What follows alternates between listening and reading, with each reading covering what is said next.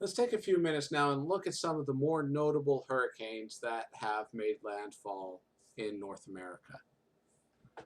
First, we're going to talk about Hurricane Camille. This was a very bad storm.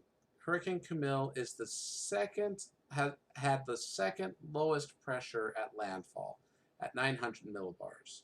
The only one that was stronger than Hurricane Camille at landfall was the Labor Day storm in 1935. It was called that because that was before we had the current naming sequence, and it happened on Labor Day.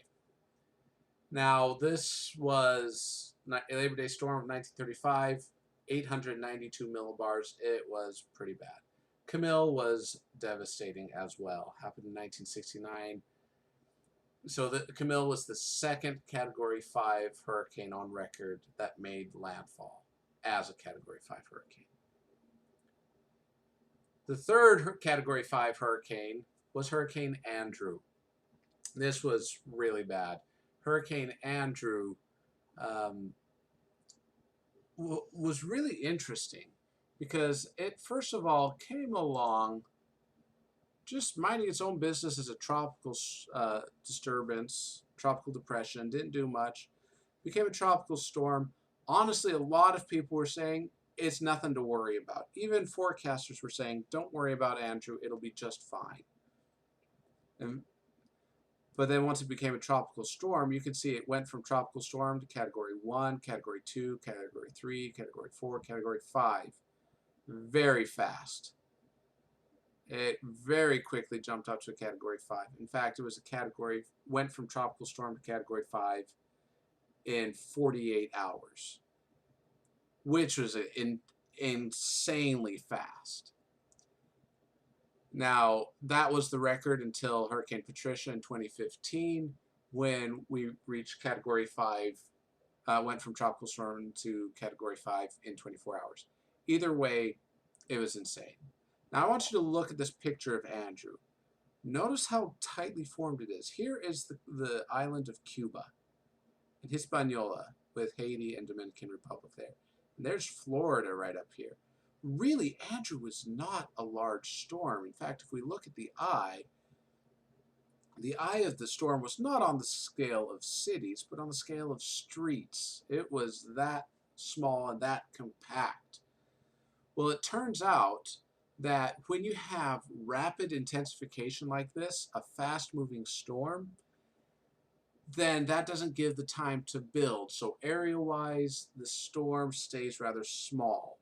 It concentrates all that area in a smaller, compacts all the energy into a smaller area, and so you end up with a very massive storm in a small area. Now we'll compare that with, say, Hurricane Ivan here. Hurricane Ivan was only a Category 3 when it made landfall. It was stronger than that before.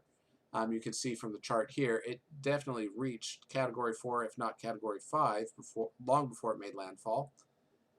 But you can see the size of this thing. It is just enormous. Why? Because here's the track. It was a tropical depression, became a tropical storm, and it had this whole time as a hurricane or a major hurricane to continue to grow. It was a slow-moving storm, and it had plenty of time to grow, and so the area just became enormous. Now, Ivan's really unusual for two reasons. One, I mentioned in a previous video that Ivan had the record number of hurricane-embedded tornadoes. 117 tornadoes were recorded. It's just mind-boggling to think of that. And that was just recorded tornadoes. I can guarantee there were more that were not spotted, that we didn't know about. Here's the other reason why it was so unusual. Hurricane Ivan came along, made landfall, weakened, and pretty much died out. But then the storm went to the south, made landfall in the Fort Lauderdale, Miami area. It was a post-tropical storm at that point, but it still made landfall a second time, and then re-intensified to a tropical depression, maybe even a tropical storm, and made landfall a third time. So Ivan made landfall 3 times, which is absolutely incredible. Hurricane Katrina. Everyone remembers Hurricane Katrina. It was a devastating storm. The reason why Hurricane Katrina is so well noted was not because it made landfall as a Category 5 storm. In fact, it was barely holding on to the Category 3 stage when it made landfall.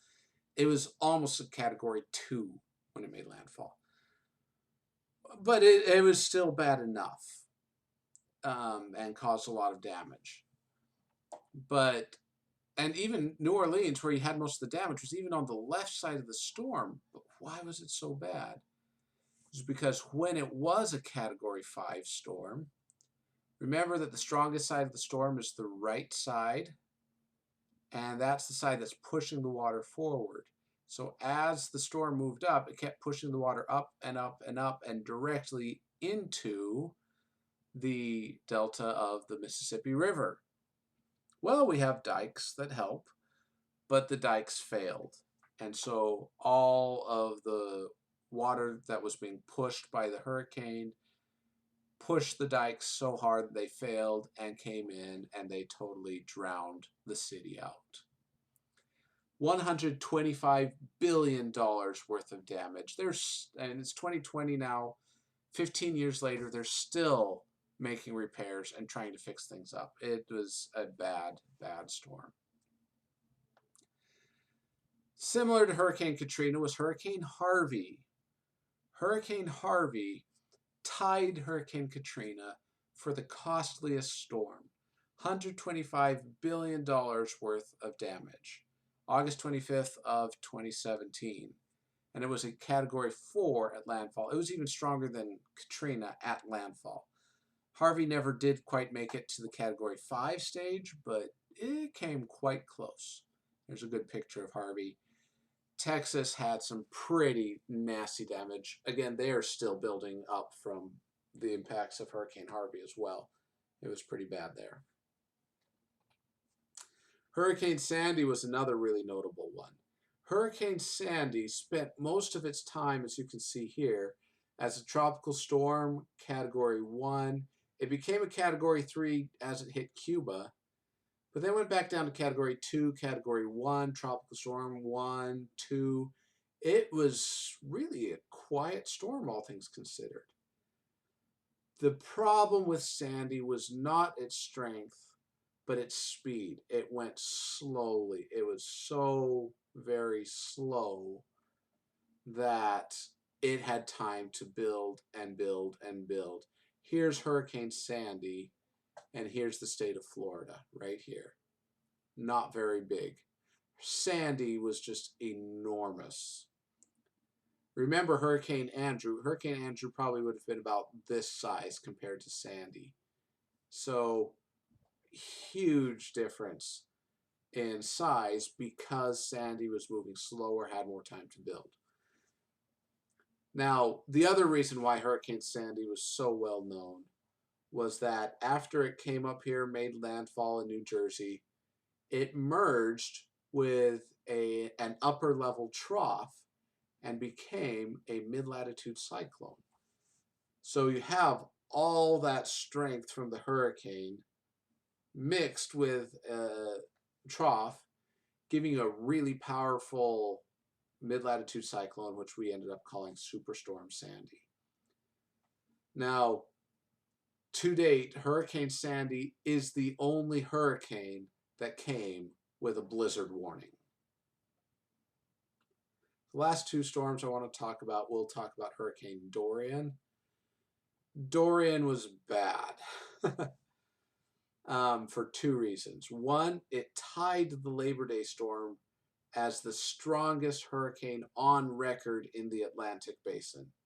No storm has had as strong winds as we had in the Labor Day storm and Hurricane Dorian. Both of them had 185-mile-an-hour winds.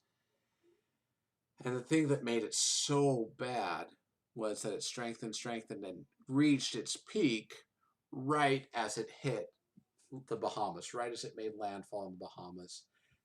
And it stayed there for like 2 to 3 days. It just stayed on the Bahamas. It was bad.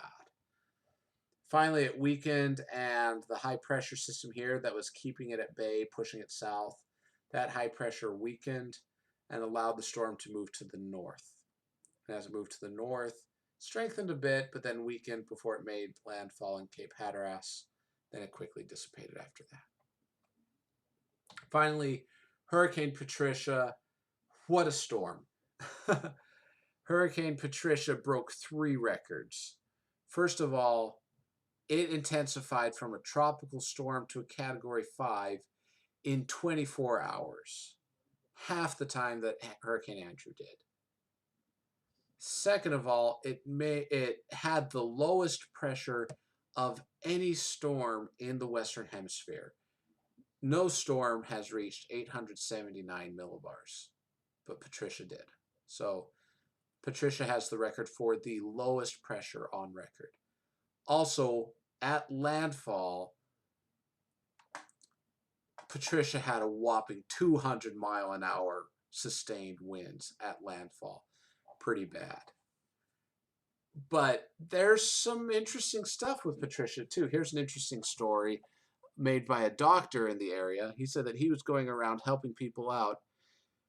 He said that he had 2 patients who actually delivered babies during Patricia. And yet, they had no fatalities. And so actually, Hurricane Patricia left with an increase in population instead of a decrease. So kind of an interesting little scenario. I don't know if that's what it was overall, how many fatalities there really were, but at least in that area, there was an increase in population. Your textbook has this table in it. It has a really good explanation of major hurricanes that have happened through 2012. Some very substantial storms. Notice Hurricane Sandy is not on this list, but that's because Hurricane Sandy did not make landfall as a Category 3 or higher. So really, Hurricane Sandy was a rather weak storm at landfall. Anyway, you can go through and learn a whole lot about all of these storms. It's really quite fascinating.